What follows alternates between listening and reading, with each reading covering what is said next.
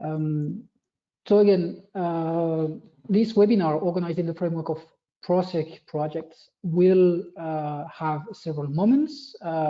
First, there will be a series of introductive speeches to present some key elements related to circular procurement. And then there will be a panel discussion with experts from all over Europe. Let me give you a bit more information about who will be among the experts today. So my name is Philippe Michonaudet. I work at ACR+, which stands for the Association of Cities and Regions for Sustainable Resource Management. I'm here with my colleague, Nuria Cases, Isampere, and we are delighted to welcome in this webinar Mr. Enrico De Giorgis from the European Commission, who will deliver the first speech on the EU framework and the tools for circular procurement. Then his presentation will be followed by the presentation from Ms. Melody van der Akker from Circular Flanders about ProCirc tools to help procurers in their transition towards circular practices. Then after those presentations, there will be a presentation from Mr. Johan Prummel from Rijkswaterstaat about CPROM as a long-term framework for the circular procurement community. And after those three presentations, there will be a panel discussion involving the speakers that I just mentioned, with also representatives from other public authorities that are also partner in the ProCirc projects, including Zero Waste Scotland, the City of Malmö, and the Norwegian Agency for Public and Financial Management. So I will just now share my presentation, my introductory presentation.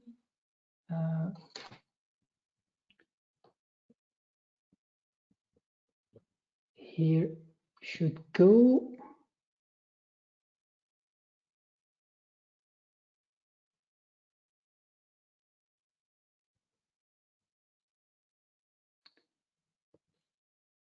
And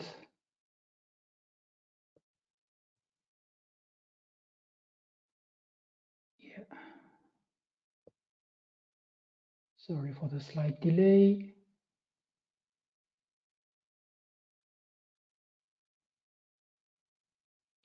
In the meantime, I would be happy to share with you a few words to introduce you about ProCirc, which is an international project focusing on circular procurement in the North Sea region area. And why the ProCirc projects?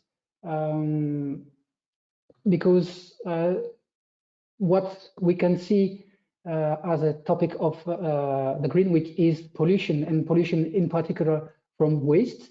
And waste is the result from an unsustainable pattern for production and consumption.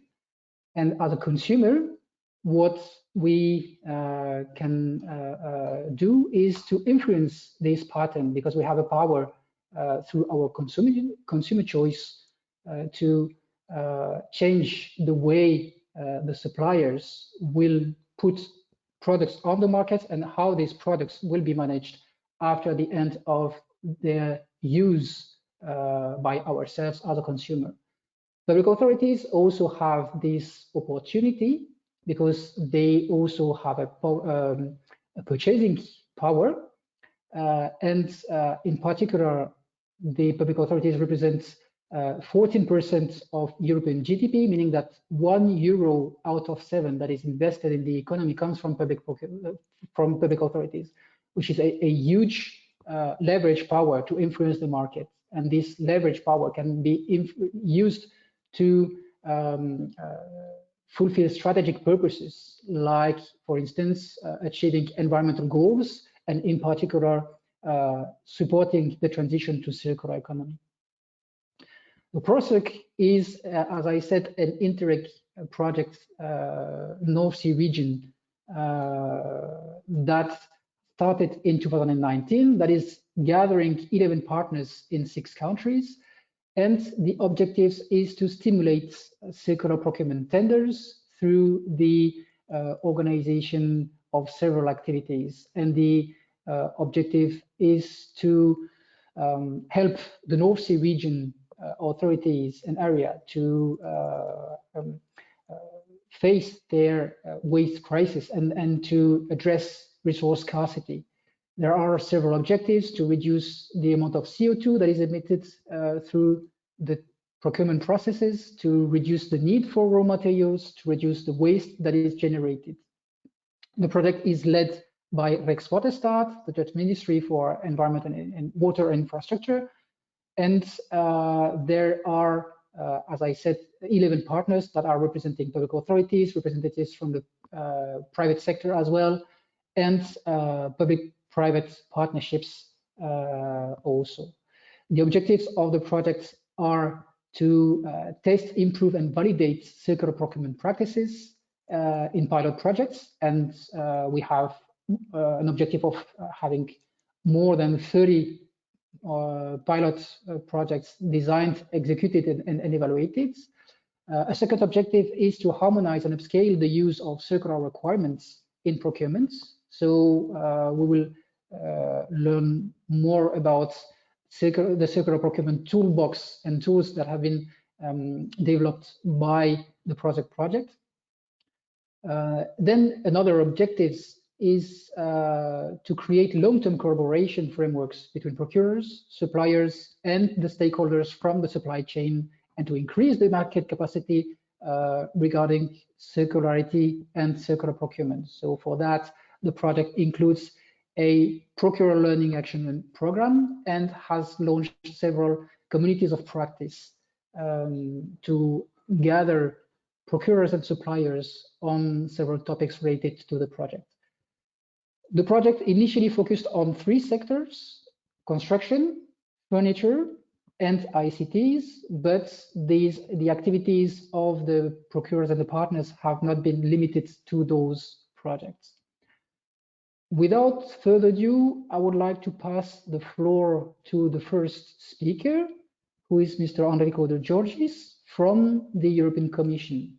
And Enrico, you should have the floor to share your screen soon. Now you should be able to go ahead.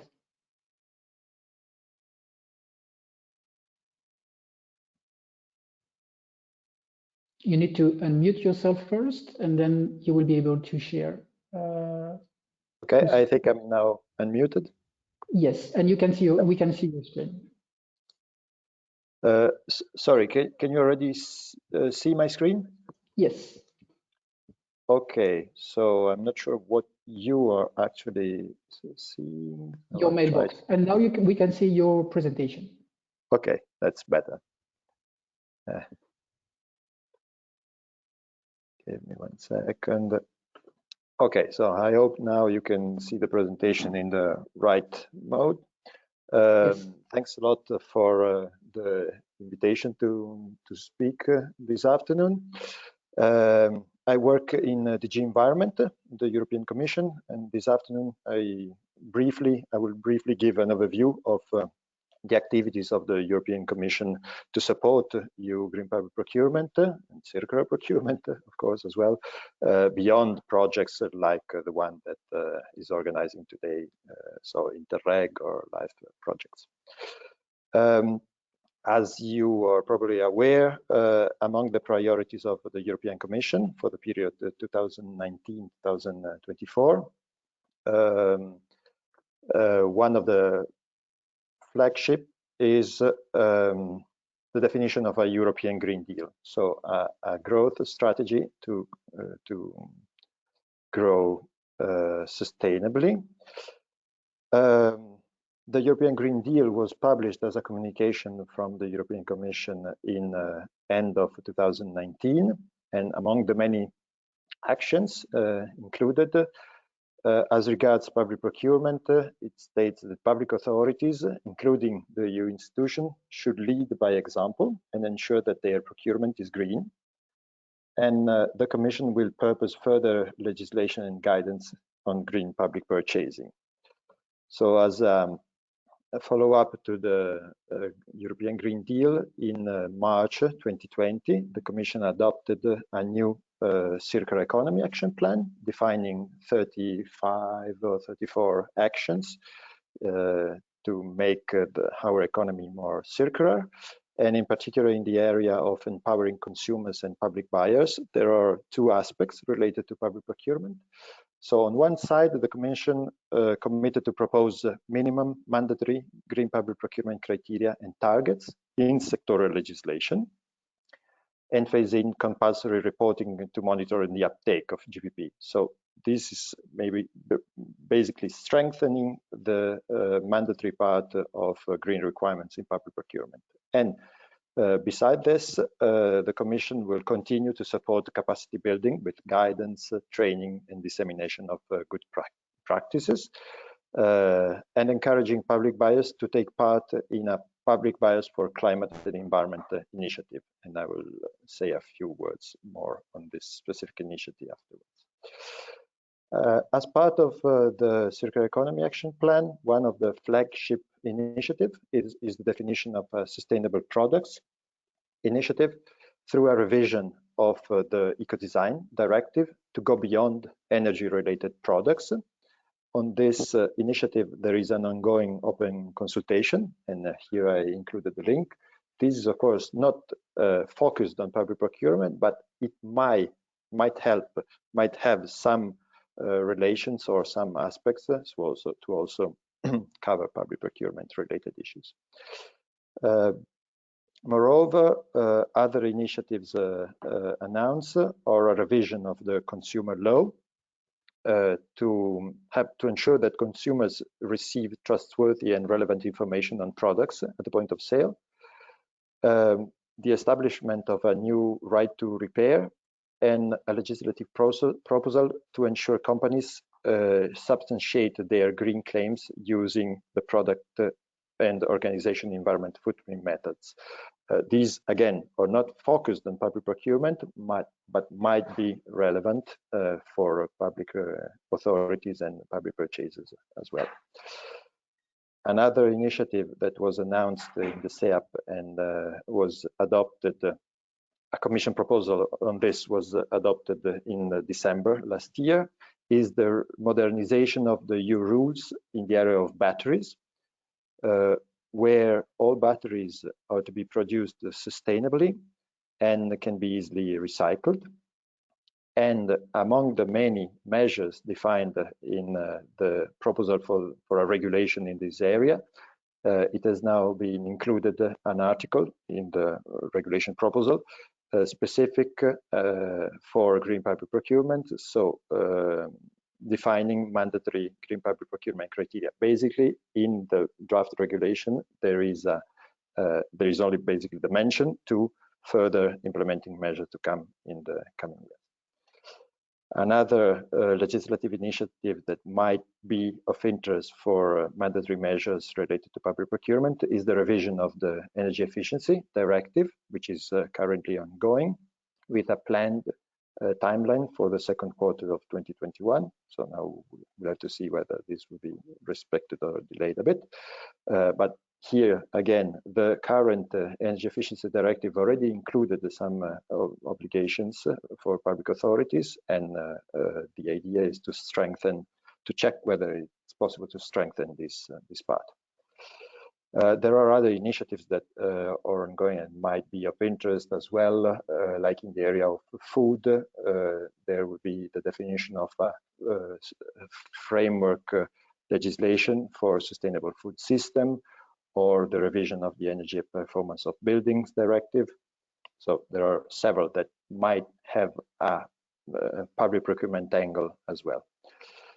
Going to the part on more guidance and voluntary measures, I already mentioned the Big Buyers for Climate and Environment initiative, which the objective is to promote collaboration between big public buyers in implementing strategic public procurement for sustainable solutions, with a focus on unmet needs. So the idea is to develop innovative solutions through an aggregated demand, which is used to pool the market and generate impact.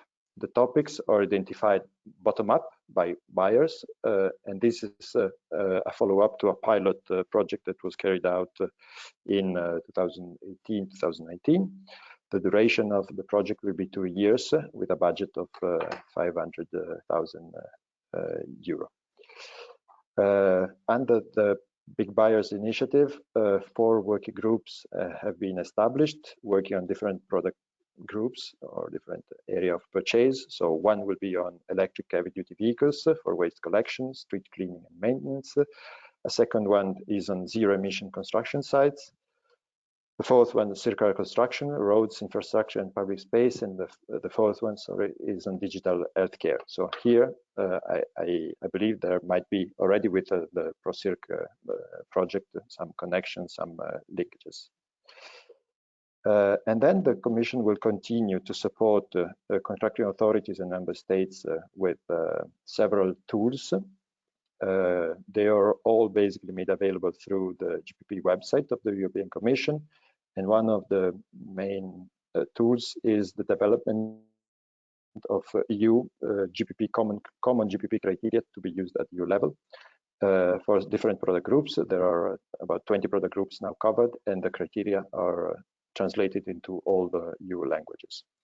There are several other tools, some guidance on what we call Buying Green Handbook on how to include environmental criteria in public tenders under the current EU legal framework.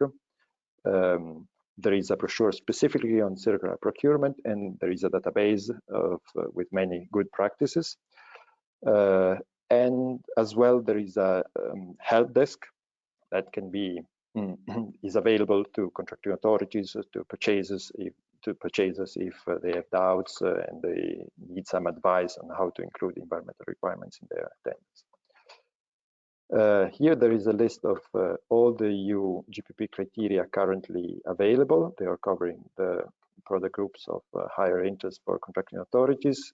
For me, it's not, it's not needed to go through all products, but you can see there are computers, monitors, tablets, and smartphones, for example, road transport, several product groups. What I think it could be more interest to share today is that the process to define these EU GPP criteria is open to all stakeholders. So, for example, for buildings, a revision just started, and so it will include several stakeholder consultation. And if anyone is interested, here I included the link to register or to send an email to colleagues in the Joint Research Center of the Commission who are leading the revision. As regards road transport, the new criteria are to be published soon. With this, I thank you. I am available if you have any questions. I look forward to continue our discussion today, and I try to give back the floor to the moderator. Thank you. Thank you, Enrico. Very interesting presentation and very good to set the scene at EU level. A lot of tools and actions have already been established that can support circular public procurement. And now we'll move into more specific actions that have been developed by the ProCirc projects, and in particular the toolbox that have been coordinated by Circular Flanders. And I welcome now Melody van den Akker from Circular Flanders, who will provide more information about this. Melody, you have the floor. We can see your screen now. Thank you very much, Philippe, for the introduction and for the invitation to speak today. Indeed, I work for Circular Flanders as a project manager for the ProCirc project, and I will share some of the things that we have been doing within this project, of course, together with all of our partners with you today. So first, very briefly, making the link between circular economy and pollution, the topic of the Green Week. That's why we are here today. And I think most of you know already that in the linear economy, which you can see on the left-hand side, we consume finite resources and we create a lot of pollution in doing so. Not only by the mining, the excavating of the resources, but also while we use them and when we dispose of them, we create an enormous waste problem. And this is a problem in itself, but also along the way we emit a lot of greenhouse gases, for instance. In the circular economy, we try to deal with these problems and preserve the value of the materials and the products for as long as possible. And we try to avoid having this linear chain, but try to make it more circular by closing the loop. And so now to the topic of the project, that is circular procurement. We believe that circular procurement is a lever for the transition to circular economy.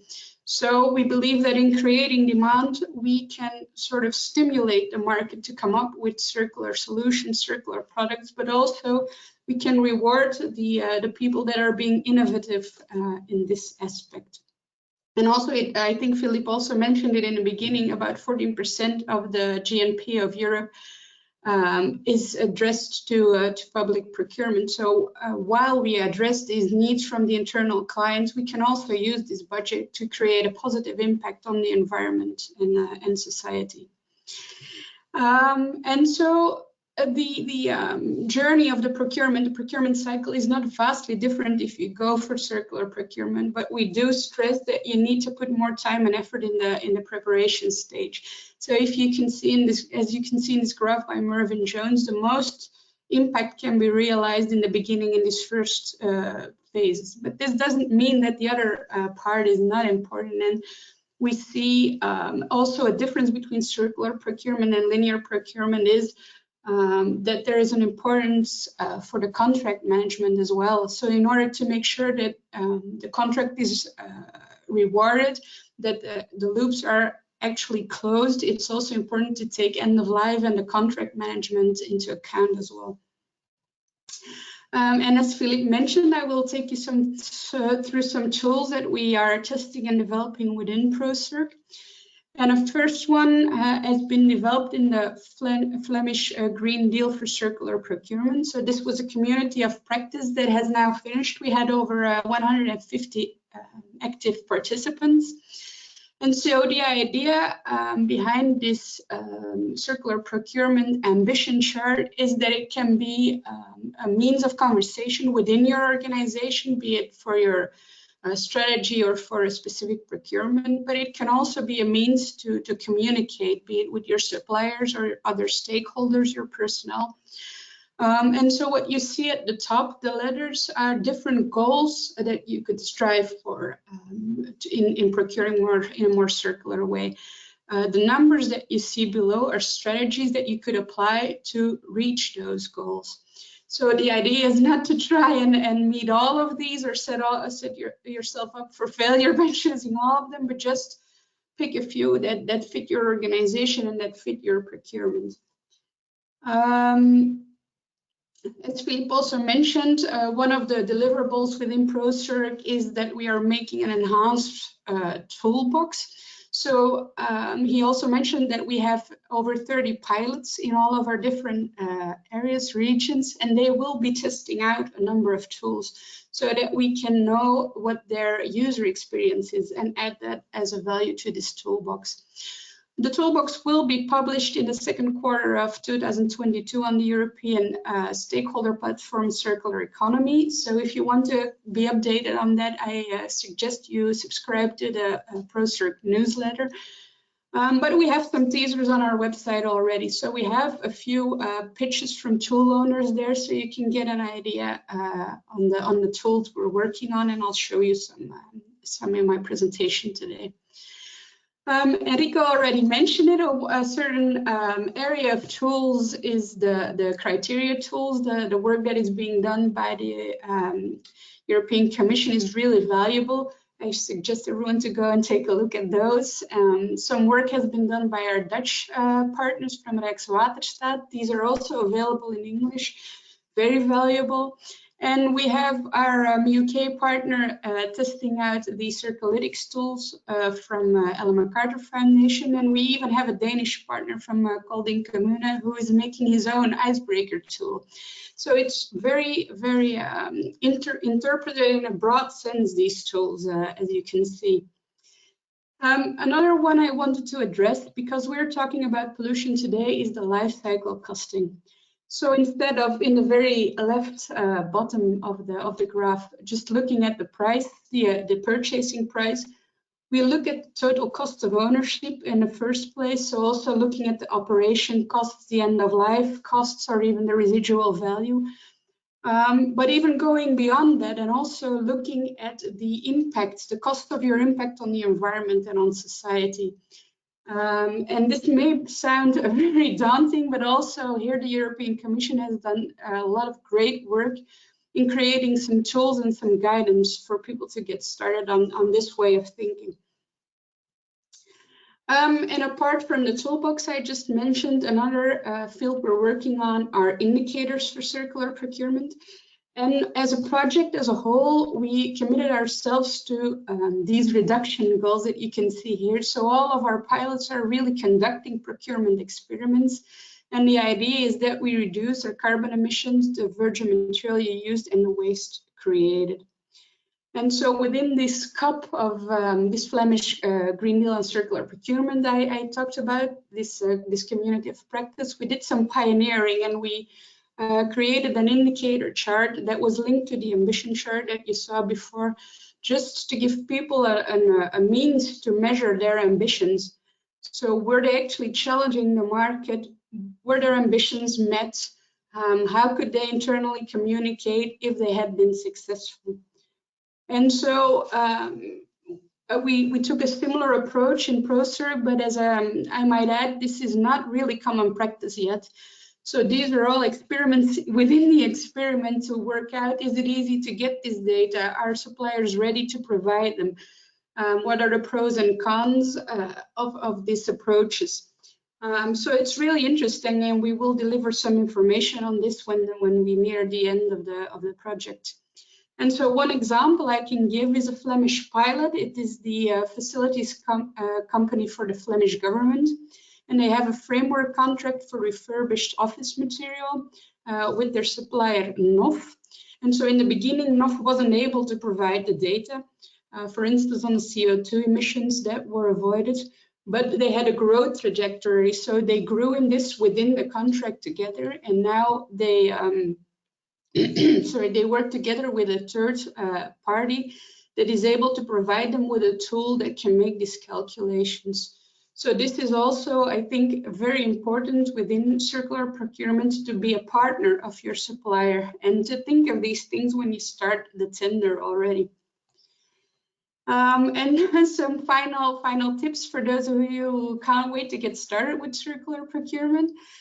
I think it's really important, and this is one of the slogans I think of Circular Flanders, is to just get started, just do it, and choose a pilot to experiment within your organization. And besides that, I think it's also important to involve the stakeholders within your organization. And we have a small tool that's also available in English from Circular Flanders. That's a quick scan. It asks you a number of questions to evaluate whether or not the pilot you have in mind would be suitable to start with circular procurement. So it's that little added safety when you start experimenting. I would really advise you to go to the ProCirc website, subscribe to the newsletter, and to also go to the circular procurement website from Circular Flanders. Here we share all our lessons learned from our Green Deal, and both websites will be continuously updated. So thank you again for listening, and I look forward to having our panel discussion later on today. Thank you, Melody. Very instructive information about indeed what ProCirc is delivering and what you have achieved in Flanders. Now we will extend a little bit the scope, broaden a little bit the scope of the reflection, and go beyond the sole ProCirc projects at the individual projects that are related to sustainable and circular procurement by having a presentation from Johan Primmel from Rijkswaterstaat about this umbrella initiative that Rijkswaterstaat aims to launch, the CPRON initiative. Johan, you have the floor, and we can already see your screen, I think. So you should be able to go ahead.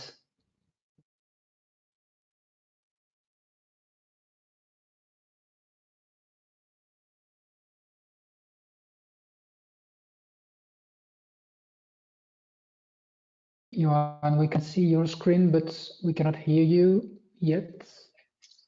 So now I am unmuted. Yes. The only question is, I can't see which of my screens you are seeing right now. We can see your presentation on the networks for circular procurement. Okay, that's perfect, because you should. Yeah, thank you for inviting me for a short talk about CPRON, the network that we are setting up at the moment. I'll briefly explain what we think about it, how we want it to work, because it's one of the aims of ProCirc, of the work package 6, to work on dissemination beyond the ending of the project, so to actually preserve what we learned for future projects, and that's exactly what CPRON, the network, is all about. Our position as Rijkswaterstaat is a typical one. We have an assignment to stimulate circular economy outside of the Netherlands, and that's, well, basically for these 3 bullet points. Our main aim, everybody's aim, should be to have a 100% sustainable and fair and circular world. And we believe that the strong circular economy globally is beneficial for everybody, including the Dutch. So it's not only selfish to work on a circular economy international, but it's also beneficial for all of us. And we do that by sharing our experiences international in networks, partnerships, projects, and so on. That's why we're partnering in ProCirc as well. My short agenda for these 10 minutes is I'll tell you a bit about peer learning, about our ambition to create 1,000 circular business cases ending or maybe accumulating in CPRON, and what that should be all about. First, very important reminder to everybody, circular economy is about a systemic approach. Circular economy is not a goal in itself, it's not an aim, it's a way to contribute to a better world. It's a systemic approach to better use the right materials, in better designed and produced products, in better developed business models and use and reuse models, including repair and remanufacturing and retrieving, etc. And then in the ideal world, creating no waste at all. But as you can see, I added a little yellow arrow. We'll always have some waste, but that should be seen as an indicator of the system. So if you have less residual waste to burn and more reusable resources to use in products again, then you're on the right track towards circular economy. So waste becomes an indicator. From procurement point of view, we're obviously in the use phase of a product most of the time, and circular procurement means try to influence the chain, not only ask a different question, but also collaborate with the product designer, with your supplier, but also with the waste management or the recycler to create closed loops on products and on components of the product. Our way of work, and that's where we get into peer learning, our way of working is work from practice. So we stimulate working examples, set up our own, stimulate others. We analyze and share what we find out, and we support others with that knowledge and experience in order to create new working examples, because we really feel that learning by doing is not only the best way to learn, but also the best proof to any manager or superior or policymaker that it actually can be done. It's not theoretical exercise, but it's real life practice. So start with working examples and start sharing. That's very important. Learning networks. We set up our first Green Deal. We called it the Green Deal at the days in 2013, and we had 2 of these learning networks, and they were all about learning how procurement could stimulate circular economy. And we started with 50 participants. They commit to set up 2 pilots with circular procurement, and second commitment to share whatever they learn, creating 100 new circular pilots. And what we realized is that every circular procurement pilot leads to a circular business case. And the more circular our procurement could be, the more circular the business case would be. And so we realized that circular procurement actually enables circular economy in a direct way. It creates real impact. So you'll see the happy signers of our second Green Deal, and summarizing a learning network with very simple commitments. We believe is the best way to accelerate not only circular economy but also accelerate learning. So what we are aiming for is to create more of these learning networks all over Europe, because everybody understands circular economy doesn't stop at the borders. We feel that learning networks can be local hubs for experience, for tools, connecting not only procurement people but also product people, industry people, the designers, the makers, but also recycling industry, because you need to be connected in order to close loops in the end. You'll not close any loop on your own. So coming back to what Enrico said before, yes, it can be very interesting to have statements and regulation on products and how they are designed and what they're made of, because these are the products that we will buy and use or lease or rent and use and reuse all over again. So it's very important for procurement that on the product side things are happening. Learning networks will accelerate real circular impact. That's what I explained. Every circular procurement pilot ends up with a working circular business case. So what we were thinking, what if we have 10 of these learning networks all over Europe? Then we'll have 1,000 working business cases, right? That is 1,000 times real circular economy. No theoretical exercise, but real working business cases. Entrepreneurs making money in a more circular way. So the impact is real. Another thing that we do quite a lot is work together in circular procurement products and in other initiatives. And this is just an overview of the most recent, where you can see ProCirc on the top left. But we've been involved in other European projects. We work on the United Nations One Planet Network in a sustainable public procurement program. We work with ACR Plus. We work with ICLEI. They have working groups and interest groups on circular procurement. And our latest top right, the Circular and Fair ICT Pact, to be launched next June in a few weeks, which is about international collaboration and partnering to use procurement to actually make a change in the ICT market towards circularity. Now, circular economy, as I said, it won't stop at the borders, so it needs international collaboration. And the learning networks for circular procurement are Green Deal, so to say. We had 2 in the Netherlands. There was one in Flanders, Paris, Central Regio in Portugal. Wallonia has started up. Finland had something similar. We're talking with the Czech Republic, Ireland, United States of America, Singapore. Together, this is already more than 10, so together this would be more than 1,000 working business cases. But we can go on and we can continue. Next to that are the circular procurement projects, and underneath that, the international initiatives that we are involved in. And we felt, well, they have something in common, and that's they're all about learning by doing. They're all about sharing with peers. They're all about creating real impact and reshaping the market. But there's also something missing. And what's missing is the connection between them.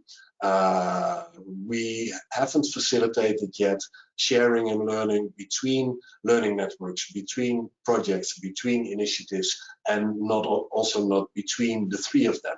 So we felt we need to set up something new, and that's what CPRON is all about. CPRON should become a global umbrella on circular procurement.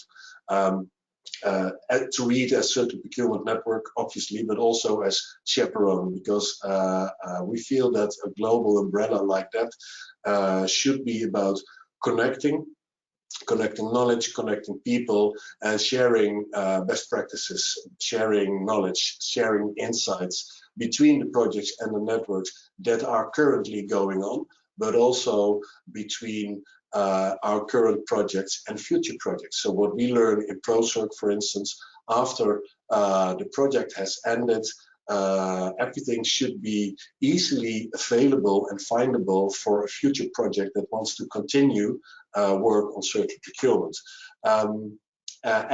Maybe the best way to do that, we're not sure yet, but maybe a very nice way to do that is to organize the next Circular Procurement Congress. So CPRON for us is the next step, what it would look like is something like this. We have these learning networks, the projects and the initiatives, and we want to connect them, connect the initiatives themselves, connect the people, connect the experts, connect the people working in the project with experts from other projects or from other countries. And we want CPRON to be all about sharing and supporting. So sharing knowledge and insights and best practices, sharing the tools that come out of projects like ProCirc, but also providing guidance and communication and active support.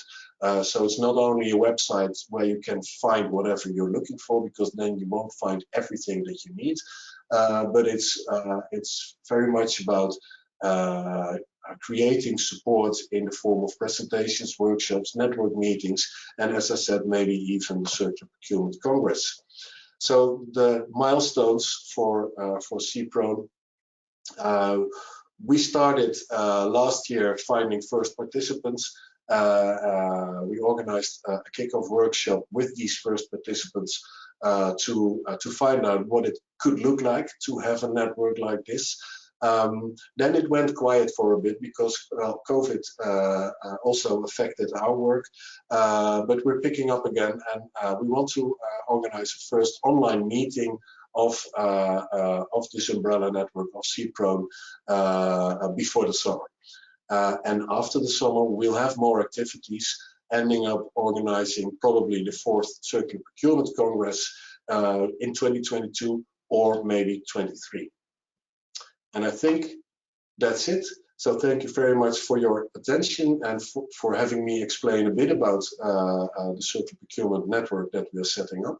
And I'll give it back to the moderator. Thank you, Johan.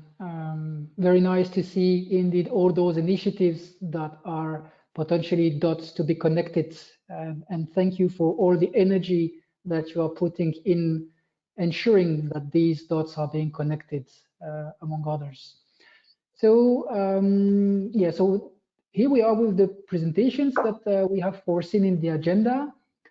You all have the possibility to either ask questions in the chat box. There is the possibility for you to ask questions or to directly raise your hands and to take the floor in order to make comments or ask questions directly to the rest of the audience and the panelists and experts.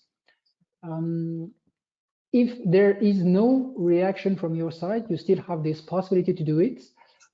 We will start with the discussion between all the experts that we invited here, including Emma Börjesson from the city of Malmö, whom we can see now on the screen. Thank you, Emma, for being here. Johan will still be with us here, and Enrico as well as Melody. And I would like to welcome also in this panel Christian Tangem from the Norwegian agency for public and financial management, and also Spela Raposa from Zero Waste Scotland. So you should all have the possibility to join, and otherwise we will just ensure that you can join here now. And in the meantime, I'd like to ask you all to take the floor in order to make a few comments about the presentations that you have just seen, and give a bit of feedback on the various initiatives that you have seen. So maybe Enrico, we could start with you and seeing what has been presented as some initiatives from the project ProCirc specifically, but also the other initiatives in Europe. What does that makes you make as a comment with regards to the attempts to ensure that this European framework is well implemented, or maybe not enough, in your opinion? Yeah, I mean, my thoughts listening to the presentation were that we really need, in my view, to act at different level of ambition. We need what I see as front runners, so really the ones who are able to work on single projects, on circular procurement measures, who also have the energy, the resources to do what is needed really to get the best of a circular procurement process. So with tailor-made solutions, also on big projects. But we also need, in my view, to still try to work at the level of the small contracting authority, the small procurer who maybe is working on, is buying today a detergent, tomorrow copying paper or a computer. So really we need to keep together all these levels, and it's really important to have examples like the ones developed in ProCirc, also to understand where we are going, in which direction things can develop. And as well, it's essential to have the capability to work together, to exchange the information, what also at the European Commission we are trying to do. And I think it's especially important to try to align as much as possible what kind of green requirements are defined, possibly at EU level, but even beyond, of course, especially for markets which are globalized market, to also be able to give the industry a clear message on the direction that we want to take, what is considered green by contracting authorities. And so, for example, in this area, eco-labels can be a way of going into the direction of this standardization. But of course, also other measures are really needed. And so it's really appreciated the networking effort in which we also try to be engaged. So these are the first thought that I'm happy to share. Thank you, Enrico. I'd like, those were very interesting words and ideas that you shared. I'd like to ask two of our panelists that are active at more local or regional level, and especially Emma and Spela. What is your feedback about the current framework? Do you think that it is sufficiently supporting the development of circular procurement at your local level or regional level? From the legal policy and practice perspective, what are your thoughts? Maybe Emma, you could start.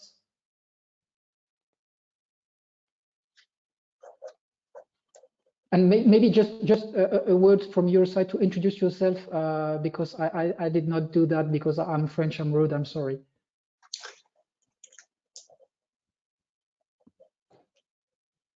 We cannot hear you, you are still muted.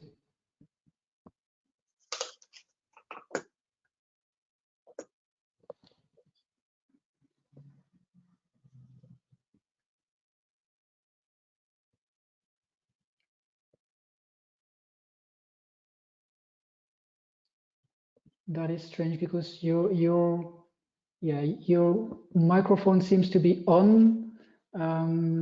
Maybe in the meantime, while you make a few settings, maybe try to go out and re-enter the session. We will let you in afterwards. Maybe Spela, you could give your opinion on that, about the framework. Yeah. Yes. Yeah, hopefully I'm having more luck with, can you hear me okay? Yes. Okay, cool.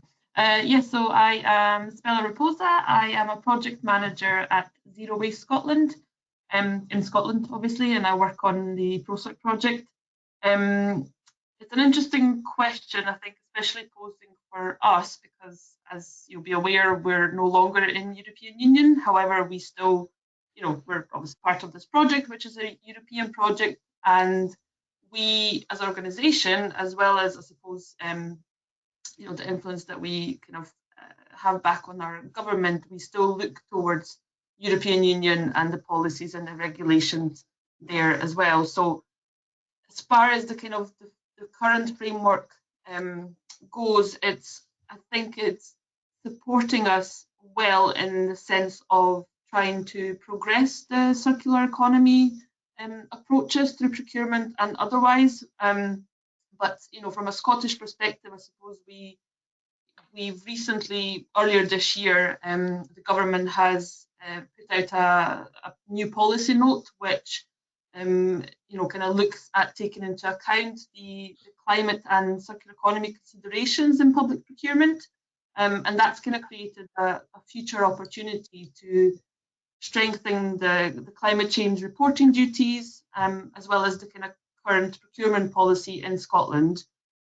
So it's starting to really support and kind of emphasise the importance and the important role of procurement and the role it plays in helping to achieve different net zero ambitions within organisations, as sort of linking up those dots to progress these agendas and ambitions. And it's also looking to kind of create or encourage greater collaboration between key stakeholders across different public bodies, as well as between those and their supply chain, to kind of set more time-bound targets and looking at kind of scope 3 emissions reduction. So, circular procurement and procurement in general really plays a big important role in that. So, it's as much as kind of modelled on the principles of the European policy, but of course being translated into the Scottish context. This is where we are. Yes, well, we can see the value of what Johan said about this idea of circular procurement going beyond the sole frontiers of the EU.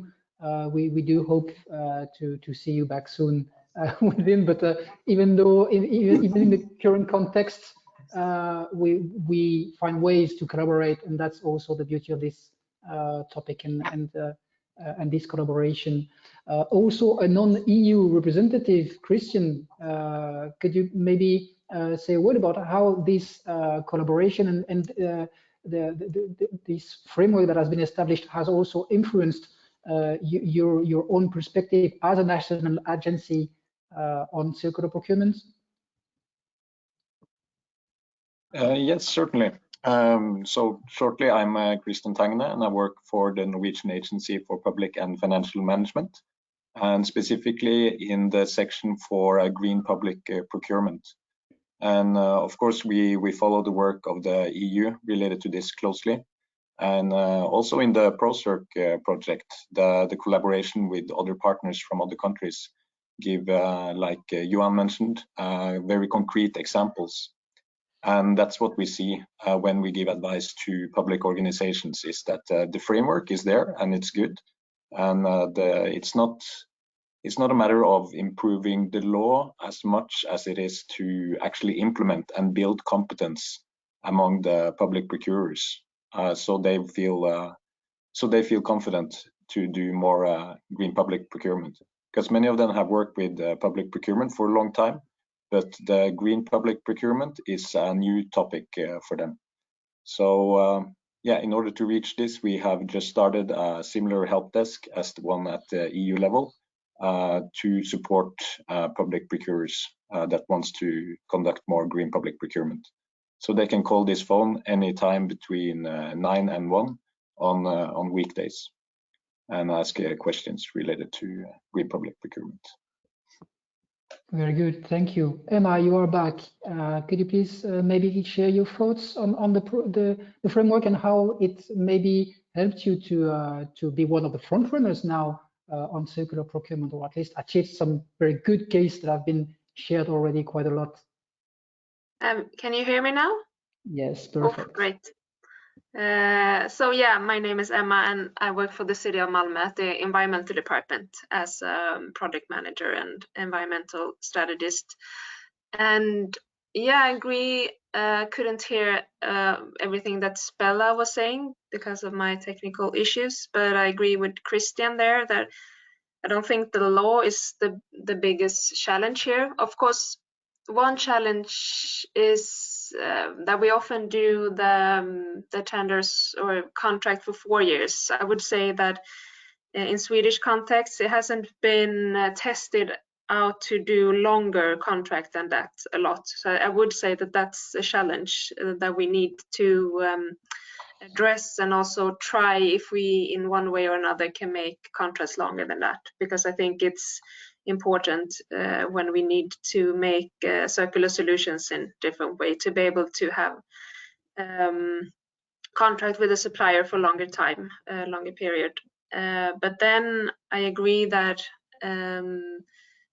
the procurers need time because it takes extra time to do something new, and that the organization doesn't always have or give that time to the procurement officer and to the reference groups, etc.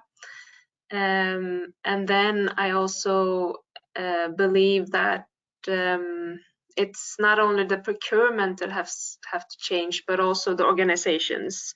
Many organizations are not really ready for circular solutions, so that's also an issue here. For instance, now we have just made an agreement for circular signage, so signs, street signs, school signs, library signs, etc. And now we need to change all of the way how we will handle the old signs, etc. And that takes time, and we don't have that capacity. I think we need more internal people who will be like resource efficient people who will be there to help out the departments. So that's some of my initial thoughts. Thank you, Emma. Very relevant, and it echoes what has been said already with regards to the building of competencies that Christian highlighted and others before, and it echoes also things that you said, Johan, a little bit before, and also Melody, with those green deals and those learning networks. How can we ensure that these are not the only usual suspects, the big ones, but also the small ones that we can reach and support? So maybe Melody and Johan then. Feel free to start, Johan. Well, I did want to respond right away, but I let Philip finish his question. Our experience is that these learning networks are specifically not about the usual suspects. They obviously, some of them are partnering up. And if, like in Flanders, you have 150 participants, you'll have some of the usual suspects. But at the same time, we realize that there are a lot of starting smaller organizations that feel the need to connect in these networks because they're insecure on what they want to achieve. They don't really know how to do it, and nobody knows, but they feel the need maybe more than others to connect in a small network and learn together.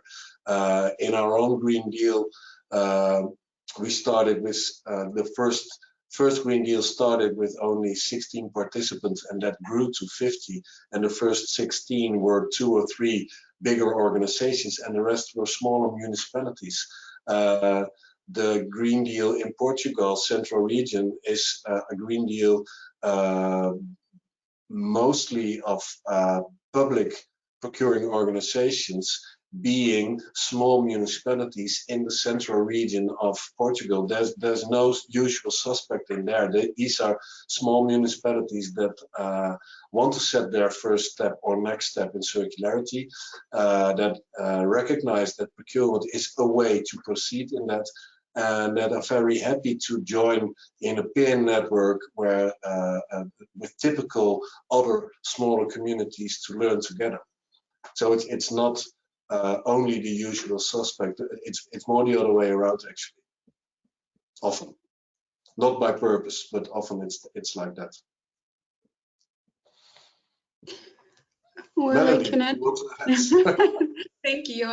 I can add to that from our Flemish experience. We just recently started up a Belgian community of practice on ICT, and we had room for 60 people, and it was sold out within 2 days. So there's a lot of people waiting for this kind of initiative. Same goes for our Green Deal on circular construction. We have over 350 participants. People still want to join. And I think the key to reaching these unusual suspects is by the networks that already exist within the sector. And there's one person that's enthusiastic and he can bring his own network and can show that he's learned a lot and make advertisement. We need some ambassadors. And we hear sometimes that there are already ambassadors within certain organizations, but they feel on their own, so they're really happy that they can join a learning network of like-minded people. So I agree with you, Philippe, that in the beginning we have these front runners, but this movement is slowly growing. Thank you both. Spela, as a facilitator of circular procurement also in Scotland, Zero Waste Scotland might also have been confronted to that situation of trying to incentivize smaller procurers to join the process. Do you also did you also use those ambassadors, or what did you do at the level of Scotland? Yeah, no, you're right. We as an organisation have definitely been guilty in the past and are still so for, mostly working with the kind of larger public sector organisations and the kind of contracting authorities. And whilst there's a lot of work that is based on, kind of SMEs and things like that, it's more from a kind of supplier side of things. So we've been trying to establish a way of how to join those two together. But one thing that following on from Johan and Melody's comments is that we, quite naturally, I suppose, try to establish, communities of practice or just different networks to learn about circular procurement and encourage others to kind of follow these approaches. But what we find has been really useful is to tap into existing networks. So, for example, we linked up about a year ago now with the Scottish Circular Economy Infrastructure Forum, which is already an existing community of practice, essentially, which is facilitated by an external consultancy. But we now play quite a large part in that. And as it happens, one of their main sort of ambitions is around procurement and therefore circular procurement. So, that's been one of the kind of great success stories in that sense of really participating in an already established network, but making a difference. So we're looking at these kind of approaches alongside creating our own learning networks as well, and then linking those up together. So yeah, it's an ongoing challenge, but an exciting one. Thank you. And were there specific sectors where it was maybe easier to attract the interest? Christian, what was your experience so far? Well, I think it's a strategic choice whether you choose to join an existing network or start a new one based on the availability of these networks. So for the work that we're doing related to buildings and infrastructure, we usually connect to existing networks and introduce procurement as a green tool there. Whereas for furniture, we just started a network, a national network for circular procurement of furniture. And this was based on demand from the various municipalities who wanted to improve within this sector.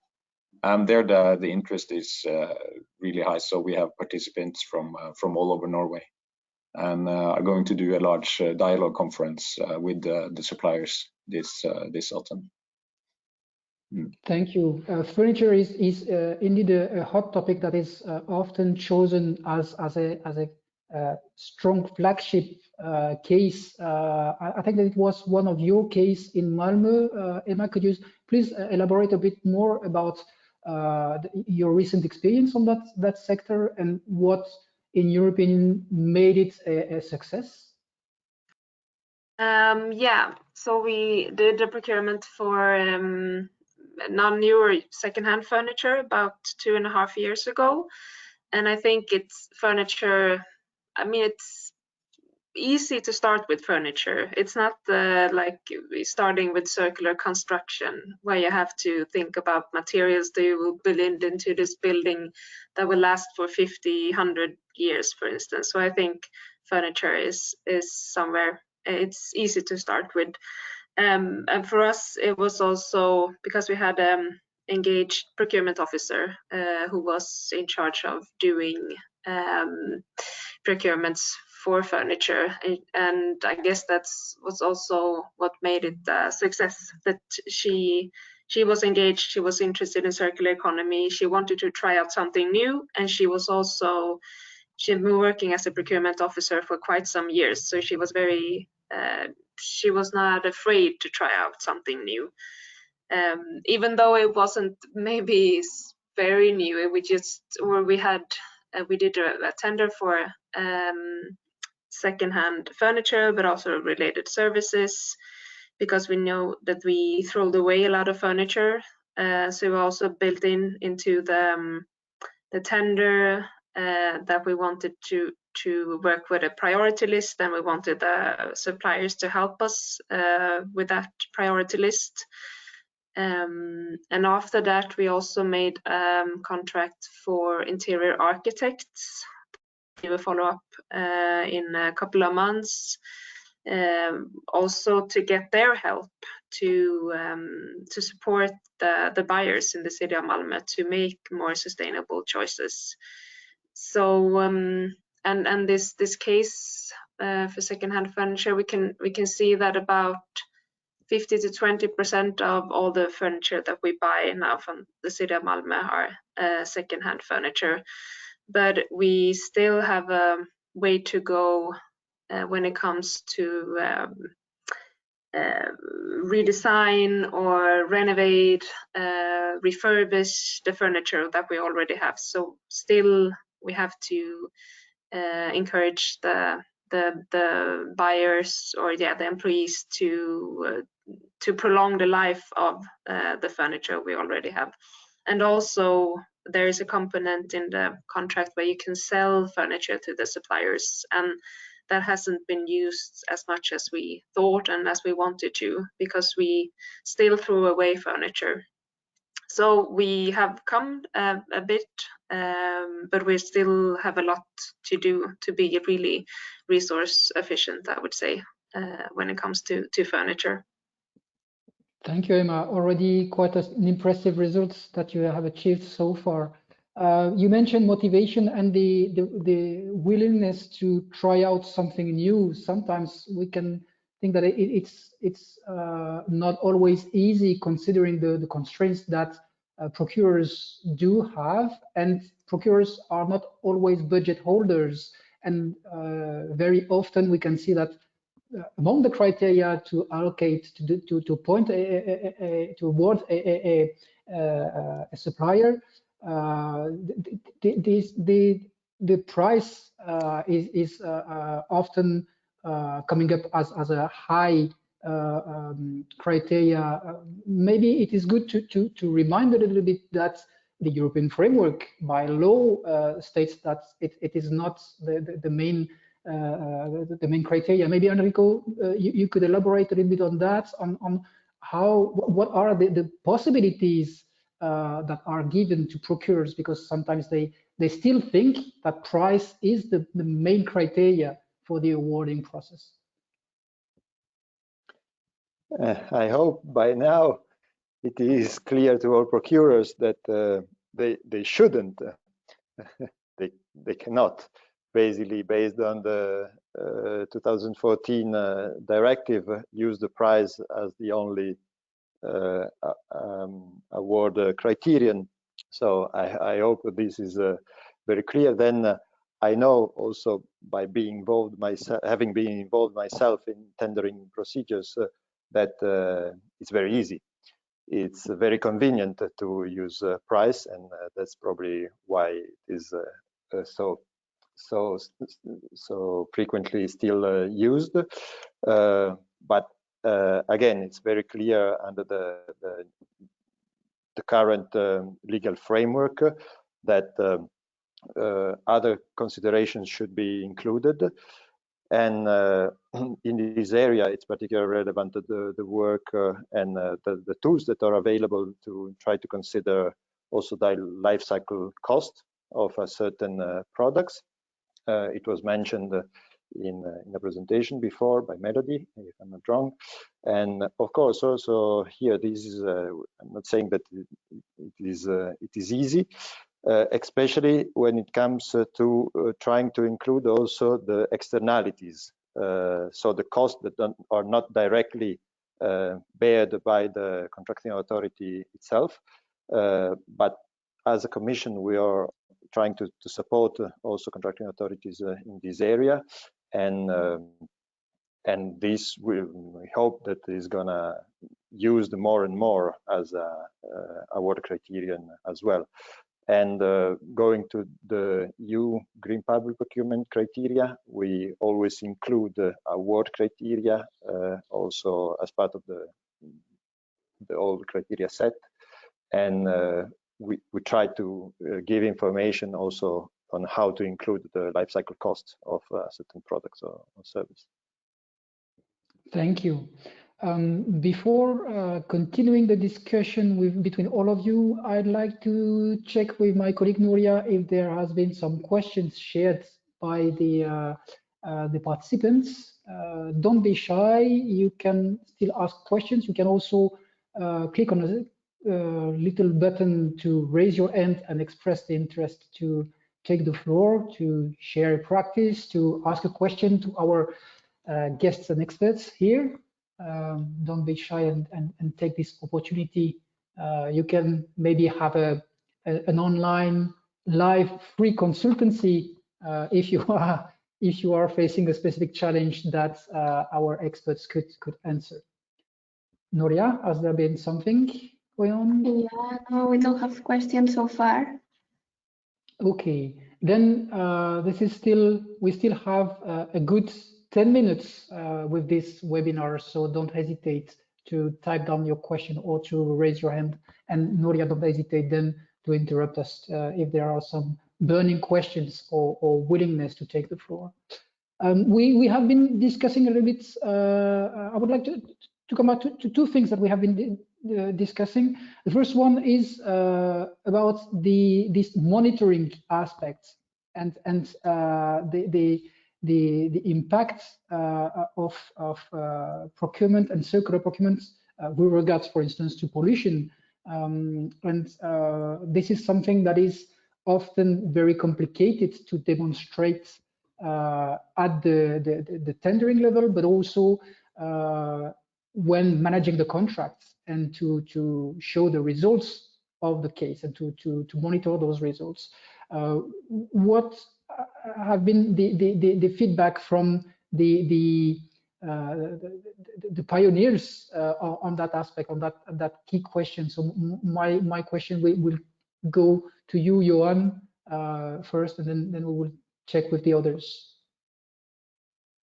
Well, that's obviously a very interesting point, monitoring. I have to say that when we started 10 years ago, we were happy to create any movement that also our monitoring was focused on, are they applying certain circular aspects in their tender? And if they did, they moved a step forward. So from zero to movement, that's the easy one to monitor. Later on, we had lots of discussions, and they're still going on how to monitor, what to monitor, why are we monitoring on slightly different indicators than the Norwegian, for instance, because they have a very excellent monitoring system. Flanders has very excellent monitoring systems, but you cannot add up our 3 ways of monitoring because we're measuring different things or on different levels. So it's a difficult discussion. If you bring it back to your tender, I most often try to make things much as simple as possible. And if your circular tender starts from your own ambition, then be wise to write down a very specific ambition. So an ambition is not to create a better world, but an ambition is to have 20% less waste from products that you buy, or 50% recycled content in the products that you buy, or whatever. Be specific in your ambition, because then when you come to the offers and you start weighing them, then you can say, okay, this offer has either a calculated or a measurable contribution to my ambition. I wanted to have less carbon emission, I wanted to have less virgin materials, and this product is offering me that in at a certain level. And then suddenly your ambition is measurable. Still, that doesn't say too much about impact on global emissions, because we're talking about the emissions of 10 office chairs, for example, but it is measurable and it is connected to your own ambition. And if your ambition is connected to what you want to achieve in circular economy, then suddenly you have a measurable and monitorable indicator for how successful your tender is on that specific aspect. That doesn't take into account all the difficulties of the broader discussion on monitoring, but it does give you a tool to actually be able to award the best offer, because it's the best that contributes the best to your own written down specific ambitions. So for me, that's always the tip for everybody. The more specific you are in your ambition, the better you can measure and monitor the outcomes and impacts of whatever you bought and are using. And as you said, that's important to add. Monitoring is an issue in procurement, but even more in contract management. Contract management is where the magic happens in the end. We can have beautiful contracts about recycled content and zero waste and carbon free and whatever, but in using the products, that's where it happens. That's where you actually have to follow up, measure, take measures on contributing really to what you put down in your contract, what should contribute to your ambitions. So never forget contract management, very important part in circular economy. Thank you, Johan, for this extensive answer. Any news from the chat and questions, Nuria? Yes, we have a question from Lika Bosman. Shall I read it? Yeah, we can also give the floor to the participants to ask directly the question.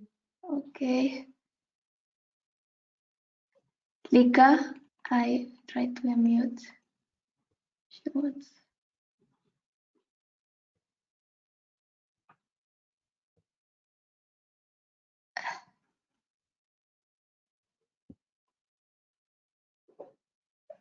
Lika? Yes, yeah. Is it working? Yes. Yes, okay, perfect. Yeah, I was just wondering, because in projects we focus on big procurers, so they can make an impact with big tenders. So it's beneficial for suppliers to invest in circular criteria.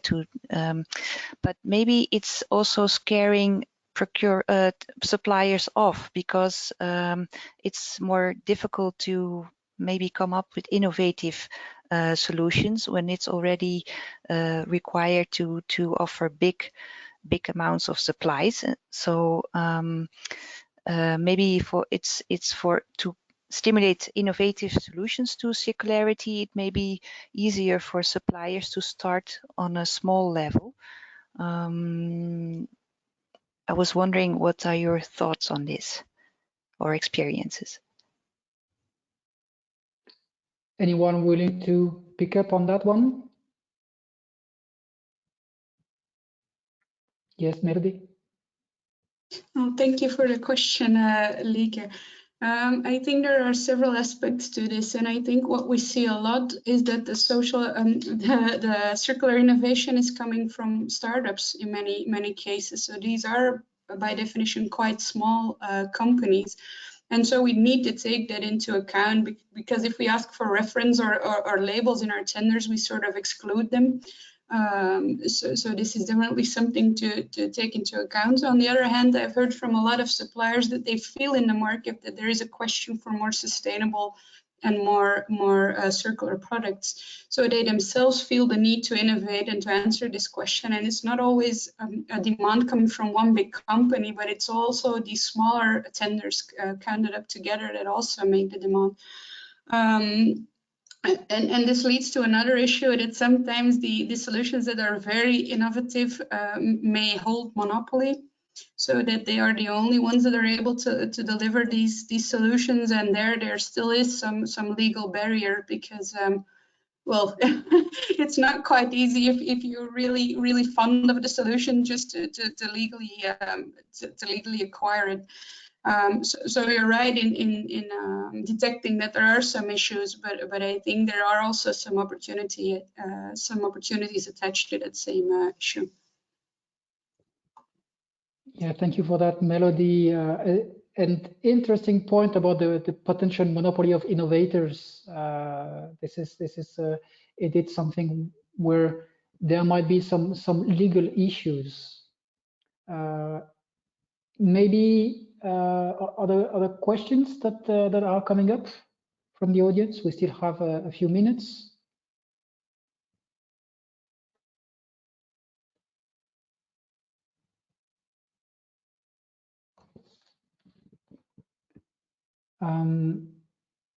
Yeah, I can see two questions.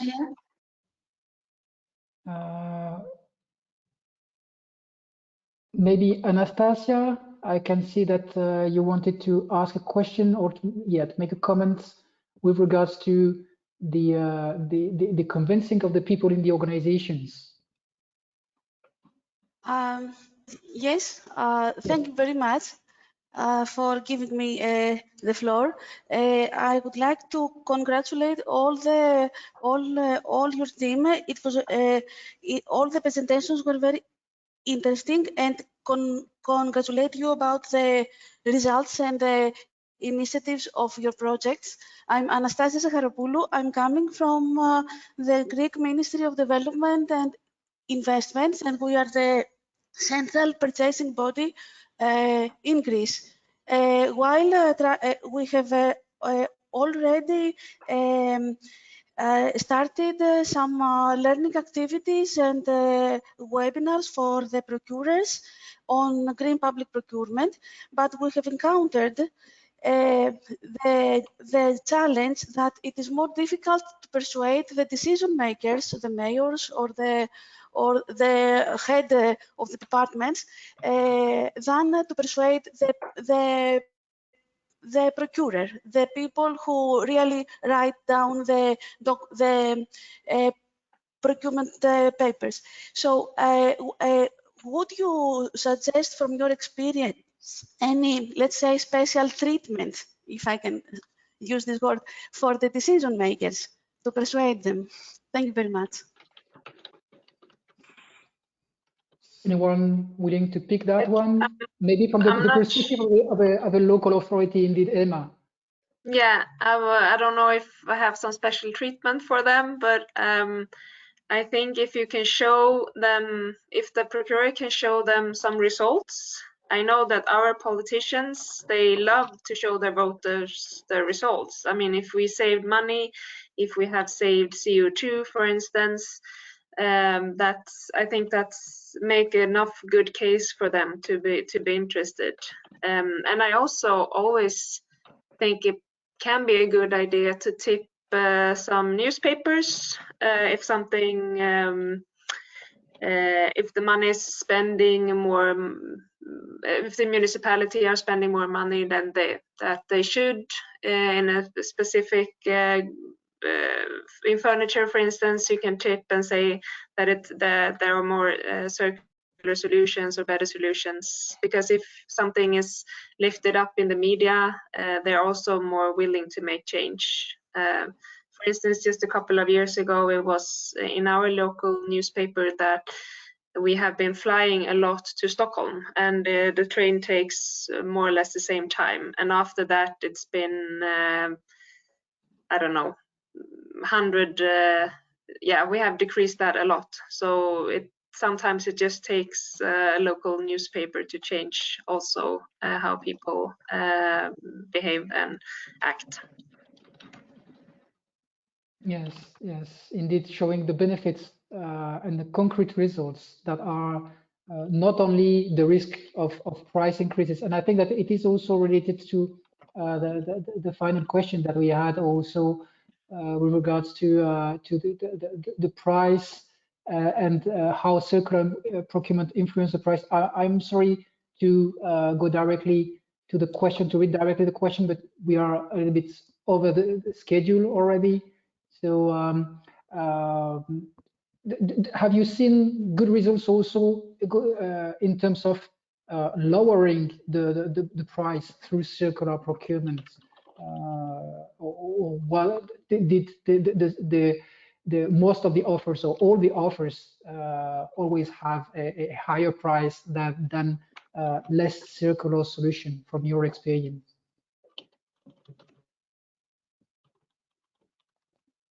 Maybe from the Green Deals, yes, Melody?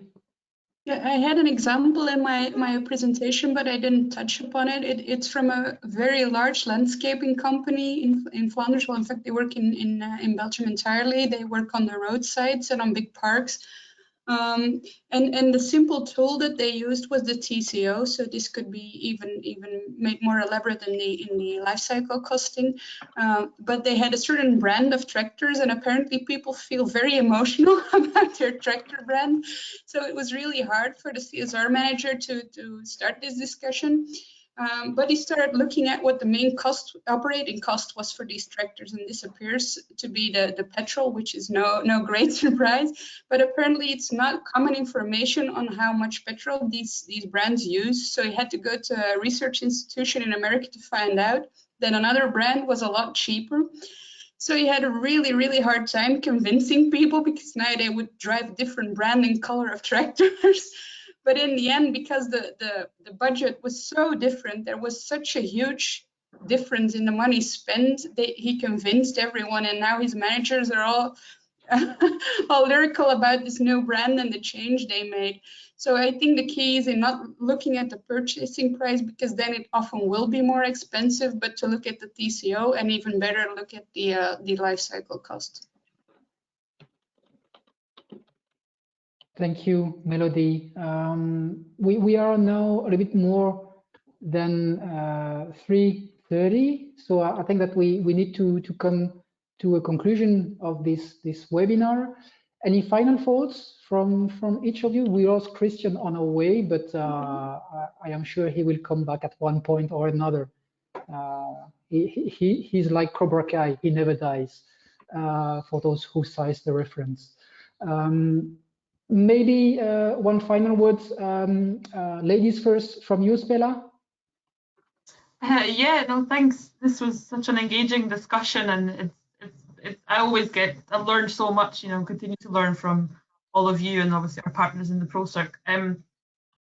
One thing I suppose I would say is that we are still learning about is that influencing others is always a challenge, but it's an exciting challenge.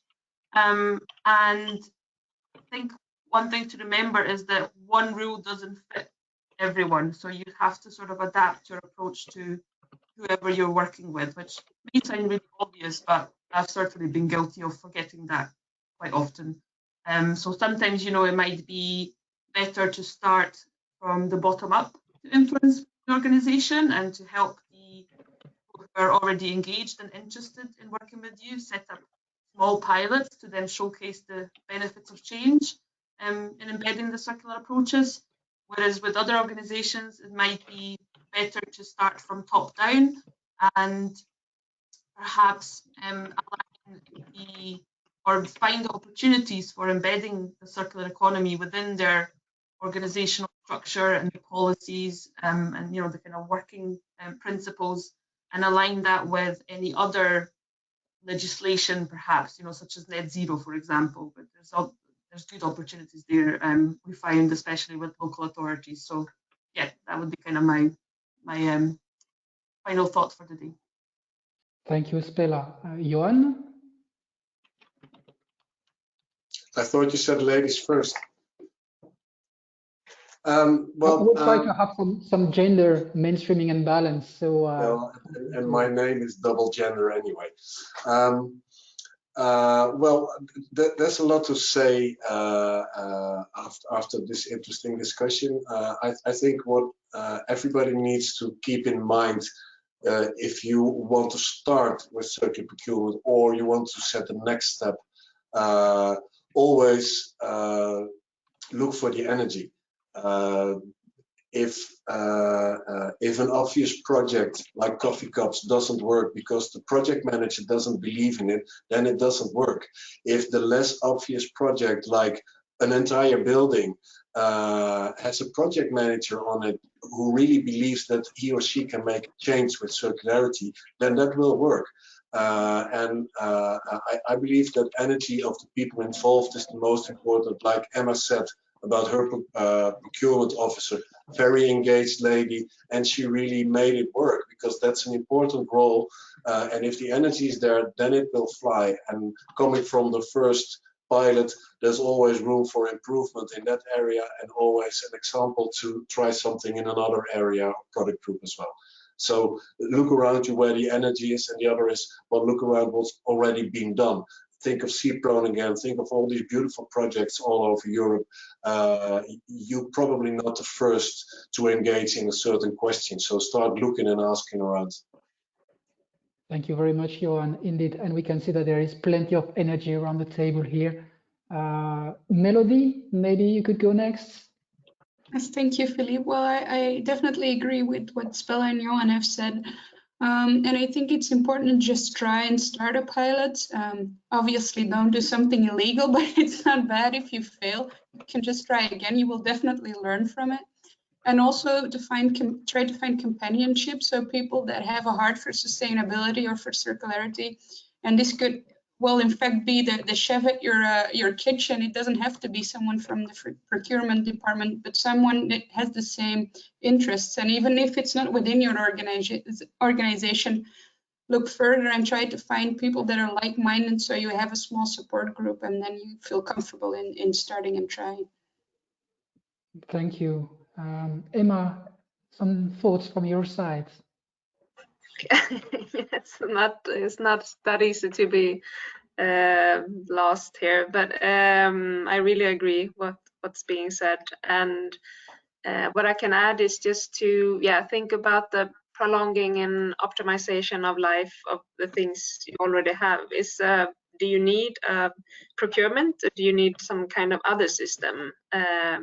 So that's something that I would like to add. And then, just like Melody said, just do it. Don't do something illegal, but just it won't, maybe it will not be perfect the first time, but you will be closer to perfect than if not trying at all. So thank you very much. I was trying to keep our guest from the European Commission for the last word, but he had urgent other matters. But that leads me now to thank you all for your participation, your good thoughts, your interest and your energy. And the webinar has been recorded, so you will be able to find it along with the presentations on the ProCirc website. So it's northsearegion.eu/ProCirc. Don't hesitate to have a look and register to the newsletter, as Melody encouraged you to do.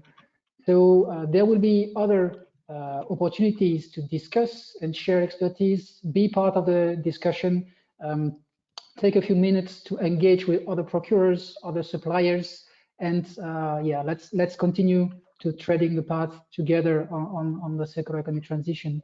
Thank you all for your attention. I wish you good health, take care, and see you soon.